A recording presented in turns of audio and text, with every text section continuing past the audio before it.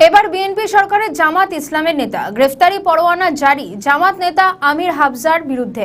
কুষ্টিয়া ৩ নম্বর আসনের সংসদ সদস্য এবং জামাত ইসলামের নেতা আমির হামজা, এই নিয়েই এখন শোরগোল বাংলাদেশের রাজনীতিতে। কিন্তু কেন তার বিরুদ্ধে গ্রেফতারি পরোয়ানা জারি হলো? আমির হামজার বিরুদ্ধে বাংলাদেশে বিদ্যুৎ, জ্বালানি ও খনিজ সম্পদ মন্ত্রী ইকবাল হাসান মাহমুদ টুকুকে নিয়ে অপমানজনক মন্তব্য করার অভিযোগ উঠেছে। এক বক্তব্যতে তাকে বলতে শোনা যায়, ইকবাল হাসান মাহমুদ টুকু নাস্তিক। এখন জ্বালানি এবং বিদ্যুৎ প্রতিমন্ত্রী যে লোকটা মাহমুদ হাসান, ইকবাল হাসান মাহমুদ টুকু, একটা নাস্তিক এবং ইসলাম বিদ্বেষী, আপাতমস্তক ইসলাম বিদ্বেষী। আপনি যদি বলেন উনি জামাত ইসলামী বিদ্বেষী, সরমনায় পীরের বিদ্বেষী, না, উনি ইসলাম বিদ্বেষী। ওনার বক্তব্য কালকে দেখেছি, এই দেশে ধর্ম প্রতিষ্ঠা করার জন্য নাকি মুক্তিযুদ্ধ হয়নি। মুক্তিযুদ্ধ হয়েছে কেন আপনি বলেন তো? মুক্তিযোদ্ধা তো এখনো বেঁচে আছে। আপনি তাদেরকে জিজ্ঞাসা করেন তারা ইসলাম বিদ্বেষী কিনা, তারা ধর্ম বিদ্বেষী কিনা।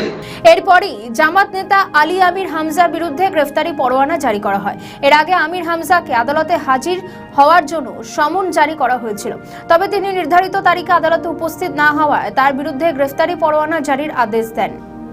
গত 2 এপ্রিল কুষ্টিয়া সদরের সংসদ সদস্য মুফতি আমির হামজার বিরুদ্ধে আমি বাদী হয়ে মানহানির মামলা করেছিলাম। মাননীয় মন্ত্রী জনাব ইকবাল হাসান মাহমুদকে কটূক্তি করেছিল, তাকে নাস্তিক বলেছিল।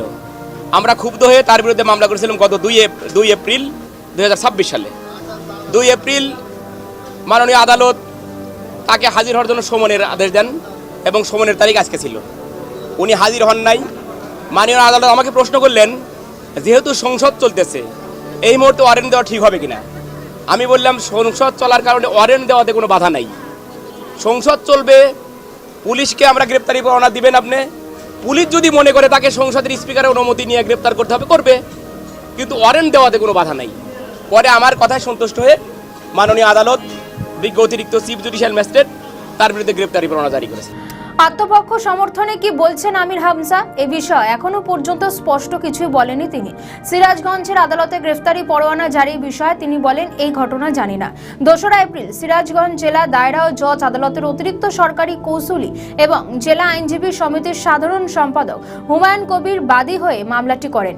তার অভিযোগ, সিরাজগঞ্জে কৃতি সন্তান ইকবাল হাসান মাহমুদকে নাস্তিক বলে গহিত করেছেন আমির হামজা। সেই সঙ্গে তিনি ইসলাম ধর্মের বিরুদ্ধে কুরুচিপূর্ণ মন্তব্য করেছেন। এ কারণে ক্ষুব্ধ হয়ে একাধিক ধারায় আমির হামজার বিরুদ্ধে মামলা করা হয়েছে। এর আগে গ্রেফতার হয়েছিলেন আমির হামজা। ধর্মের অপব্যাখ্যা ও উগ্রবাদী মন্তব্য করার অভিযোগ উঠেছিল তার বিরুদ্ধে।